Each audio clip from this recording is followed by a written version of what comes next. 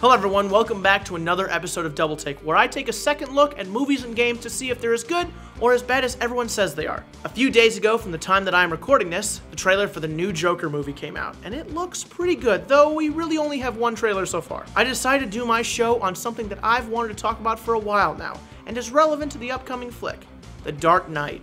Now, I'm not here to try to tear apart a movie just because it's popular, but this is considered one of the best superhero movies of all time, and I just don't think that it lives up to the hype.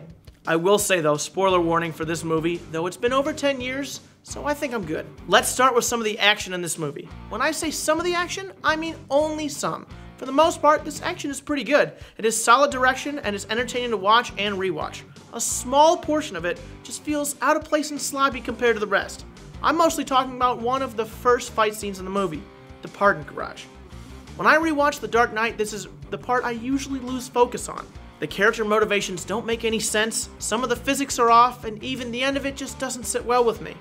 What is that thing? Why doesn't it work? So I guess you're not wearing hockey pants or cutting through doors, right? Next, I'll get into some of the small details about the plot. I know that this is a superhero movie, so that in order to enjoy things like this, you must have some amount of suspension of disbelief. That being said, some of the things that happen in this movie were distracting to say the least. Things like the buses in the end of the opening scene. Now, last but not least, we have the characters. I'll be honest, this is the main theme that I've been beating around the bush about up until now. I have issues mostly with the villains in this one, and before I start, I do want to mention that I won't be digging into the Joker here. I thought a long time about including him, but that deserves its own video for time's sake alone. Some of the other villains in this have poor motivations in my opinion. The big and glaring motivation I think is wrong with the plot is that of Harvey Dent.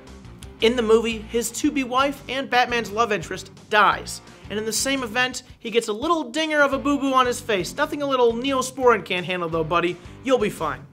This causes him to take matters into his own hands and find those responsible and make them pay. This would make sense if all the people he chose were at fault. It's very clearly the Joker's fault, and not Jim Gordon's. But instead, for plot reasons, he chooses not to kill the Joker, and instead put a large amount of focus on killing Jim Gordon's innocent family? This jump is just too much. I also don't agree with the way he does things with this coin. I know he's had it the whole movie, but Harvey was never about fair chance. He was always about following the law and making his own luck. This is clear when he repeatedly uses the double-sided coin to turn the odds in his favor, aka getting a date with Rachel or interrogating his suspect. This isn't related to taking a 50-50 chance. I know there were times that his persona cracked and he took things a bit too far. Yes, he lost his wife-ish, but that doesn't explain why a man of the law and Gotham's White Knight would make such a drastic change. Overall, I don't think that this is a bad movie. It has rewatch value in most any moving situation.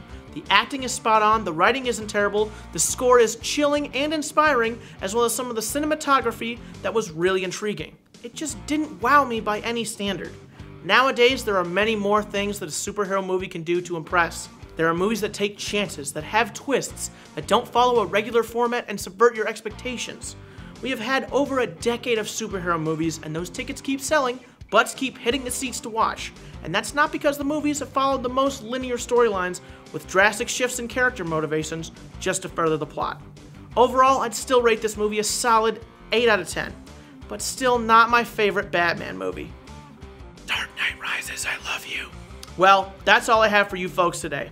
If you have any thoughts, questions, agree with me or disagree with me, or want to see my second video where I dig into the Joker, feel free to subscribe to us on YouTube or tweet us at ZTV Goofing Off using the hashtag DoubleTake. My name is Matt Reed, and this has been Double Take.